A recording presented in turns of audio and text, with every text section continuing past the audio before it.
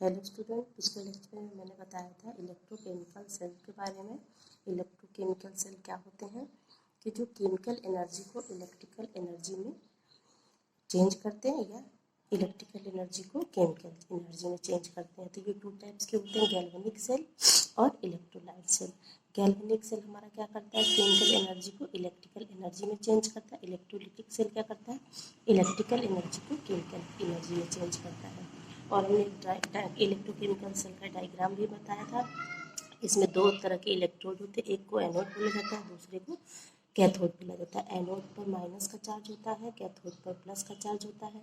ठीक है, इन दोनों कंटेनर में हमने सोल्यूशन लिया हुआ है, इसको एक साल्ट ब्रिज से जोड़ देते हैं। ठीक है, और यहाँ पे अमीटर लगाते हैं ताकि करंट का फ्लो हमको पता चले। अब इसमें साल्ट एक ही तो हमने बता दिया था, एनोड पर ऑक्सीडेशन होता है, कैथोड पर रिडक्शन होता है। ठीक है, अब यहाँ पे जो साल्ट ब्रिज लगा है, ये हम क्या क्यों लगाते हैं, ये साल्ट ब्रिज जो होता है एक इन्वर्टेड U-tube ग्लास राउंड होता है। इसमें क्या किया जाता है कि इलेक्ट्रोलाइट यूज़ किया जाता है, जैसे KCl डाल लिया या KNO3 या NH4Cl। अब ये साल्ट ब्रिज क्यों लगाया जाता है, इसका फंक्शन है कि it maintain the electrical neutrality of half cell. ये जो हमारे एक सेल ये हो गया, एक सेल ये हो गया, ये पूरा मिलाकर हमारा सेल है। ठीक है, ये हाफ सेल और ये हाफ सेल, इन दोनों को हम जब मिला देंगे तब हमारा एक पूरा सेल हो जाएगा। तो साल्ट ब्रिज का काम होता है कि ये इलेक्ट्रिकल न्यूट्रलिटी को मेंटेन करता है।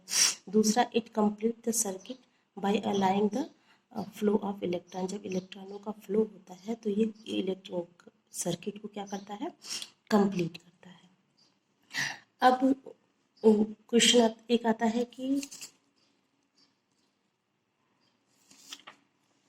Daniel cell. डेनियल सेल क्या होता है, it is the type of electrochemical cell. ये भी एक बेस्ट एग्जांपल है इलेक्ट्रोकेमिकल सेल का। ये क्या करता है, ये भी क्या करता है, केमिकल एनर्जी को इलेक्ट्रिकल एनर्जी में चेंज करता है। जब किसी सेल में जिंक और कॉपर का सोल्यूशन हो तो वो हमारा डेनियल सेल कहलाता है। This cell convert the chemical energy liberated during the redox reaction. हमको पता है कि कोई भी जो सेल होता है उसमें ऑक्सीडेशन और रिडक्शन दोनों होता है। तो जब ऑक्सीडेशन और रिडक्शन दोनों हो रहा है तो इसका मतलब वहाँ पे कौन सा रिडॉक्स रिएक्शन है। और अब यहाँ पे देखिए ये सेल रिएक्शन है। ठीक है, यहाँ पे जिंक का ऑक्सीडेशन होता है, कॉपर का रिडक्शन हो रहा है, तो ये पूरा हमारा रिडॉक्स रिएक्शन है। ये डेनियल सेल में इसी प्रिंसिपल पर वर्क करता है। ठीक है, और अब इसके बाद आता है गैल्वेनिक सेल। गैल्वेनिक सेल भी हमने पहले ही बता दिया था कि गैल्वेनिक सेल हमारा क्या है, इलेक्ट्रोकेमिकल सेल है। ठीक है, गैल्वेनिक सेल को वोल्टाइक सेल भी कहा जाता है। ठीक है, we can construct innumerable number of galvanic cell on the pattern of Daniel cell. जितने भी डेनियल सेल है उसको हम उसके बेसिस के आधार पर हम गैल्वेनिक सेल को बना सकते हैं। यानी कि डेनियल सेल का बेस्ट एग्जाम्पल हमारा गैल्वेनिक सेल हो जाता है। ठीक है, each half cell consist of metallic electrode dipped into the electrolyte. हमने जैसे बताया था कि ये हमारा ये इलेक्ट्रोकेमिकल सेल है, it is type of Daniel cell, it is also type of galvanic cell. ये हमारा आधा पोर्शन हाफ सेल कहलाता है। ठीक है, और इसमें एक हमारी जो मेटल की रॉड डली हुई है, एक मेटल रॉड जो होती है ये हमारा एनोड का काम करता है, दूसरा मेटल रॉड हमारा कैथोड का काम करता है।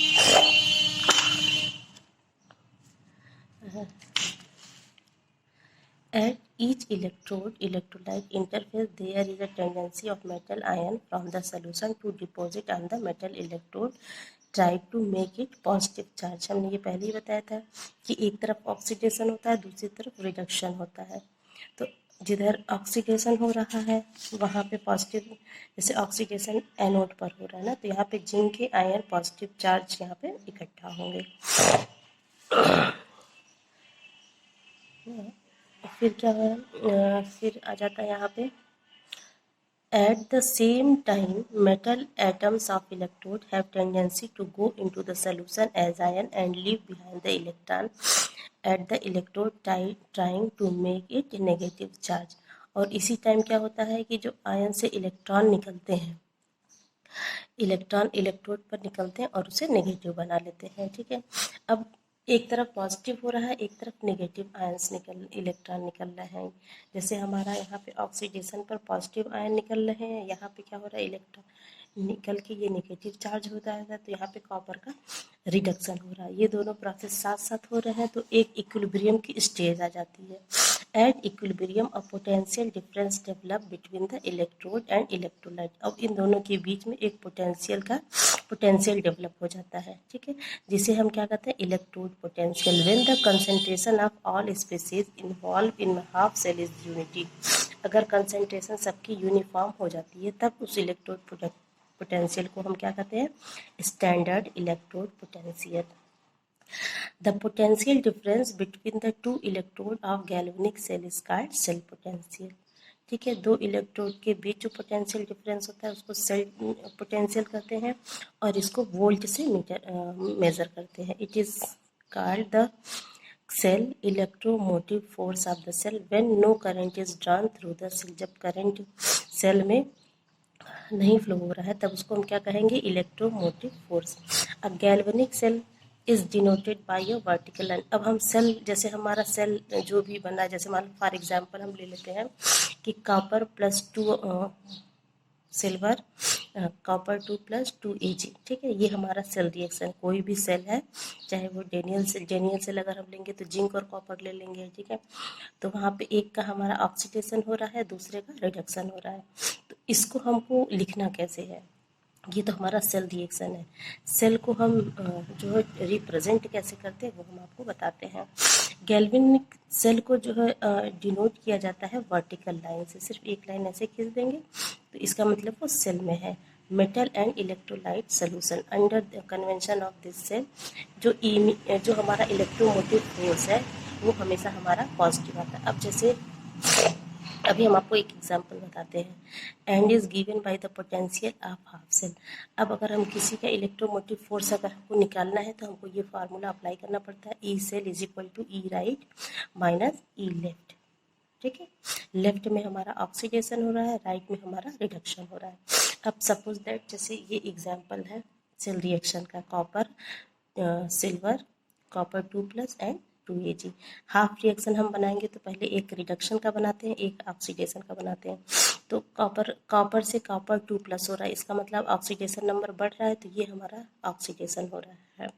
तो ये देखिए कॉपर से कॉपर 2+ हमने लिख दिया ऑक्सीडेशन, और ऑक्सीडेशन हमेशा एनोड पर होता है। अब यहाँ पर सिल्वर प्लस में है, प्लस से न्यूट्रलाइज हो जा रहा है, तो ऑक्सीडेशन नंबर इसका डिक्रीज कर रहा है, इसका मतलब यहाँ पे रिडक्शन हो रहा है। तो सिल्वर का रिडक्शन हो रहा है, कॉपर का ऑक्सीडेशन हो रहा है। रिडक्शन हमेशा कैथोड पर होता है, ऑक्सीडेशन हमेशा एनोड पर होता है।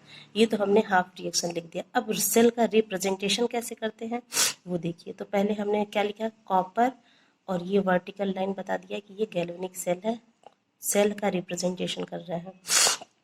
दोनों लिखेंगे, एक ऑक्सीडेशन का और एक रिडक्शन का। बीच में डबल वर्टिकल लाइन खींच देते हैं, इसका मतलब ये हमारा साल्ट ब्रिज बीच में लगा हुआ है। ये देखिए, ये हमारा एक वर्टिकल लाइन सेल को रिप्रेजेंट कर रहा है, double vertical line salt bridge को रिप्रेजेंट कर रहा है। तो कॉपर एक वर्टिकल लाइन, फिर कॉपर 2+, इसका मतलब ये हाफ सेल हो गया, ठीक है। और फिर डबल वर्टिकल लाइन, ये बीच में साल्ट ब्रिज है, फिर Ag+ एक वर्टिकल लाइन, फिर Ag, ठीक है, ये हमारा रिडक्शन है। ये हाफ सेल हो गया, ये हाफ सेल हो गया, बीच में हमारा साल्ट ब्रिज है। तो ये वर्टिकल लाइन जो सिंगल वाले हैं ये सेल को रिप्रेजेंट कर रहे हैं, डबल वाले जो है वो साल्ट ब्रिज को रिप्रेजेंट कर रहे हैं। अब ये हमारा सेल रिप्रेजेंटेशन हो गया। अब इसका इलेक्ट्रोमोटिव फोर्स अगर हमको निकालना हो तो कैसे निकालेंगे। हमारा फार्मूला होता है electromotive force of cell is equal to E right minus E left, या हम ऐसे भी लिख सकते हैं इलेक्ट्रोमोटिव ई राइट का मतलब ई रिडक्शन माइनस ई ऑक्सीडेशन। अब ई सेल, अब यहाँ पे रिडक्शन किसका हो रहा है, सिल्वर का हो रहा है, तो हमने सिल्वर का लिख दिया Ag+ और vertical line Ag minus copper 2+ और कॉपर। तो ये हमारा हो गया ई सेल का रिप्रेजेंटेशन। अब EMF को निकालने वाली बात आती है, इलेक्ट्रोड पोटेंशियल को निकालने वाली बात आती है। जैसे बुक में हम बता देते हैं कि मेजरमेंट ऑफ इलेक्ट्रोड पोटेंशियल, इसको निकालने के लिए ये कैलकुलेटेड वैल्यू इलेक्ट्रोमोटिव फोर्स की दी हुई है। ये देखिए हमारा जो है ये सारा इलेक्ट्रोड पोटेंशियल हमारा दिया हुआ है, ठीक है। अब जैसे मान लीजिए हमको एक सेल ये है, जैसे मान लीजिए ये हमारा सेल एक दिया हुआ है zinc plus copper 2 plus zinc 2 plus plus copper. अब यहाँ पे हमको पता है कि जिंक का क्या हो रहा है, ऑक्सीडेशन हो रहा है, और कॉपर का क्या हो रहा है, रिडक्शन हो रहा है। तो सबसे पहले हमने फार्मूला लिख लिया, EMF of the cell, E cell is equal to क्या होता है, ER माइनस EL। आर यानी रिडक्शन यहाँ पे हो रहा है, एल का मतलब लेफ्ट साइड में ऑक्सीडेशन हो। तो राइट साइड में ऑक्सीडेशन किसका हो रहा है, सॉरी आर साइड में रिडक्शन हो रहा है, रिडक्शन किसका हो रहा है, कॉपर का। तो कॉपर को हम कैसे लिखेंगे,